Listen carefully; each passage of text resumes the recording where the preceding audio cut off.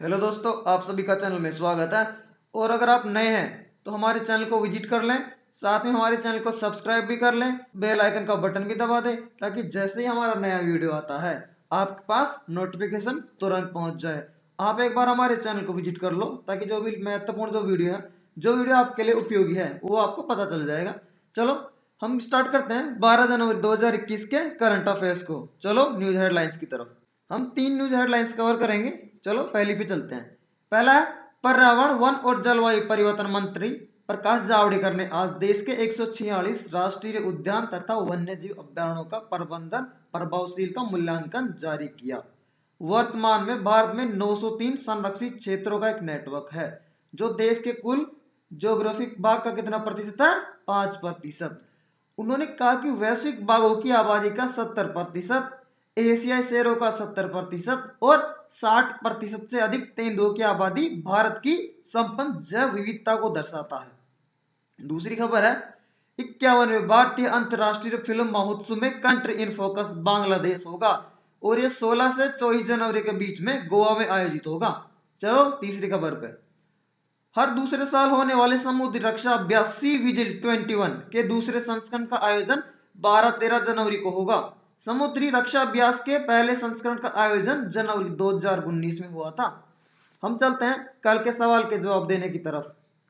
संयुक्त राष्ट्रीय पर्यावरण कार्यक्रम, जिसको बोलते हैं UNEP, United Nations Environment Programme, का मुख्यालय किस देश में स्थित है? यह है नैरोबी, केन्या में। केन्या की राजधानी है नैरोबी। और केन्या की मुद्रा क्या है दोस्तों? शिलिंग है। आप याद रखो, ये पूछा जाता कई बार। हम थोड़ा यूएनईपी के बारे में थोड़ा डिटेल में जानते हैं आगे की स्लाइड में। जो यूएनईपी है वो संयुक्त राष्ट्र की पर्यावरण संबंधी जो मुद्दे होते हैं, पर्यावरण संबंधी जो बातें होती है उनके ऊपर नजर रखता है, उन मैटर्स को देखता है। और इसकी स्थापना 5 जून 1972 में एक कॉन्फ्रेंस हुई थी, संयुक्त राष्ट्र मानव पर्यावरण कॉन्फ्रेंस, उसके रिजल्ट के रूप में हुआ था। आगे है, इसका मुख्यालय नैरोबी केन्या में, अपन जानते हैं जैसे।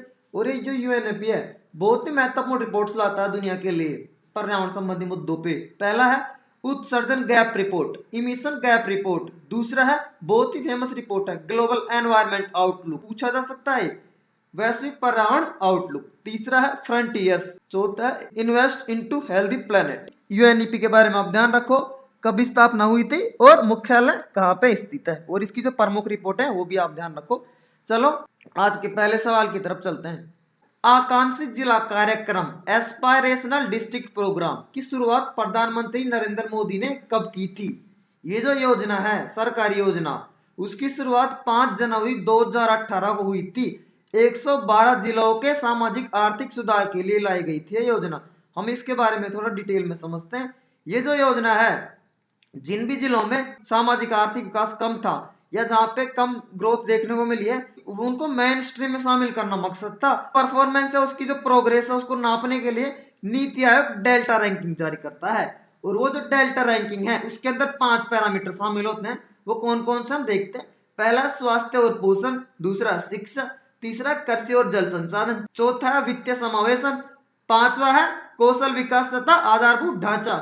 ये जो 5 जो विकासात्मक जो पैरामीटर है उनके बेसिस पे डेल्टा रैंकिंग निकाली जाती है नीति आयोग के द्वारा। चलो हम दूसरे सवाल पे चलते हैं। राष्ट्रीय सांख्यिकी कार्यालय के अनुसार 2020-21 में भारत के वास्तविक सकल घरेलू उत्पाद रियल जीडीपी के कितना प्रतिशत संकुचन का अनुमान है? ये जो रियल जीडीपी हमारे देश की 7.7% से कॉन्ट्रैक्ट होगी। आप ये ध्यान रखो, एनएसओ कौन है? राष्ट्रीय सांख्यिकी कार्यालय।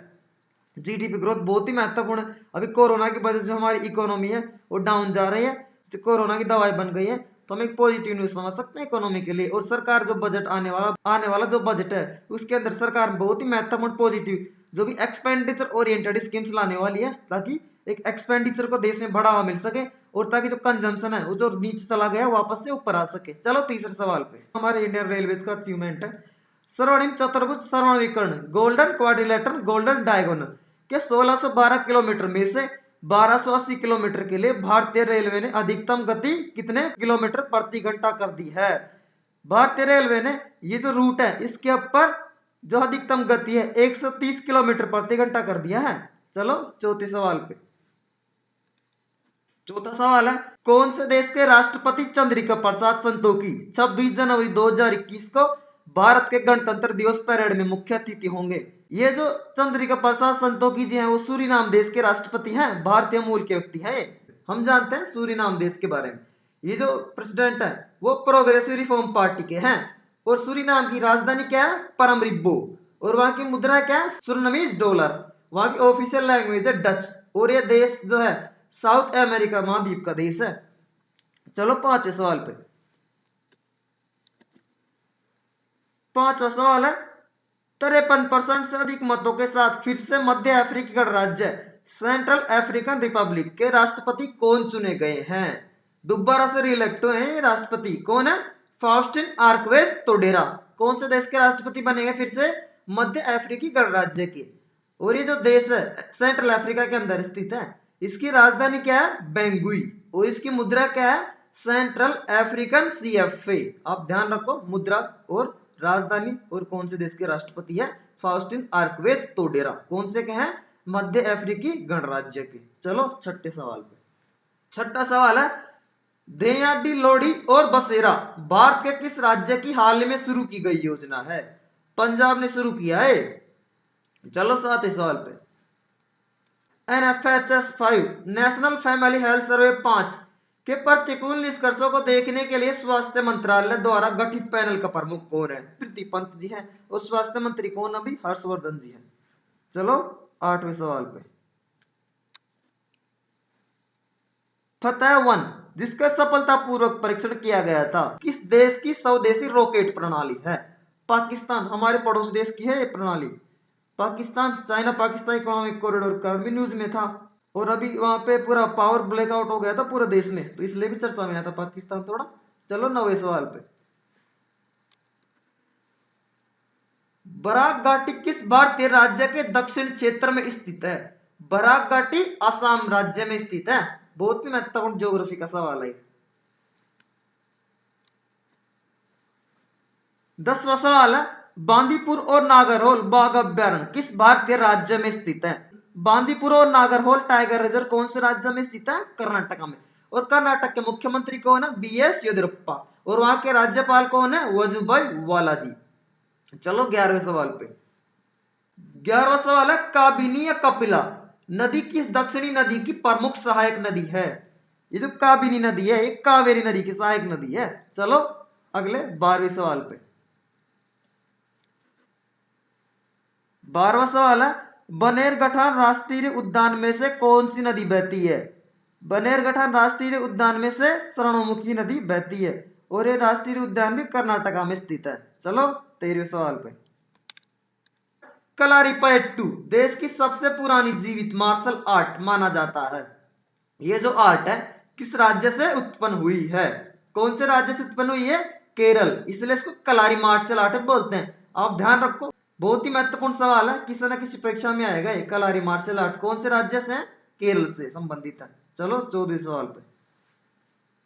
भारत का पहला खिलौना विनिर्माण क्लस्टर किस राज्य में स्थापित किया जाएगा? कर्नाटका। कर्नाटका में स्थापित किया जाएगा, कोप्पल डिस्ट्रिक्ट है वहां पे। ये जो घोषणा वहां के मुख्यमंत्री BS येदियुरप्पा ने जी ने की थी। और वहां के गवर्नर कौन है? अभी वजुभाई वाला जी। बहुत ही महत्वपूर्ण अचीवमेंट होगा कर्नाटका के लिए। मेक इन इंडिया के तहत भी हमारी जो मैन्युफैक्चरिंग को बढ़ावा देना चाहते हैं तो उस दिशा में एक प्रयास कह सकते हैं हम इसको। बहुत ही अच्छी बात है कर्नाटक के लोगों के लिए। चलो 15वें सवाल पे चलते हैं। वेद मेहता जो भारत को अमेरिकियों के पास ले गए, हाल में 86 वर्ष की उम्र में निधन हो गया। वह एक प्रसिद्ध थे। कौन थे वेद मेहता जी? लेखक थे, बहुत ही फेमस। उनकी जो किताबें थी वो हम देखते हैं। पहले उन्होंने किताब लिखी थी 1957 में, फेस टू फेस नाम था उसका। फेस टू फेस नाम था उसका। उसके बाद में लिखा था उन्होंने वॉकिंग द इंडियन स्ट्रीट्स 1960 में। अगला था पोर्ट्रेट ऑफ इंडिया 1970 में। और उसके बाद में था Mahatma Gandhi and his apostles 1977 में लिखा था। आज हमने 15 सवाल कवर किए हैं। हम चलते हैं जीके फैक्ट्स की टेबल की तरफ। चलो आगे हम देखेंगे न्यूट्रिशन कमिटीज हमारे देश में है, उनको 3 कमिटियां है। पहला है राष्ट्रीय पोषण परिषद जिसको बोलते हैं नेशनल न्यूट्रिशन काउंसिल। इसके अध्यक्ष होते हैं नीति आयोग के वाइस चेयरमैन अभी राजीव कुमार जी हैं।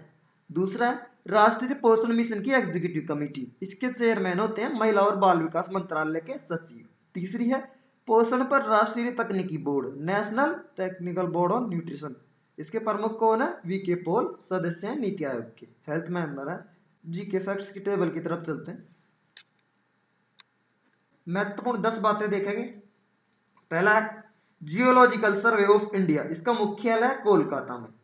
दूसरा है सैयद मुश्ताक अली ट्रॉफी, ये किस खेल से संबंधित है? क्रिकेट से। तीसरा है अफगानिस्तान के राष्ट्रपति कौन है? अशरफ गानी जी। चौथा है श्रीलंका के राष्ट्रपति कौन है? गोताबाया राजपक्सा।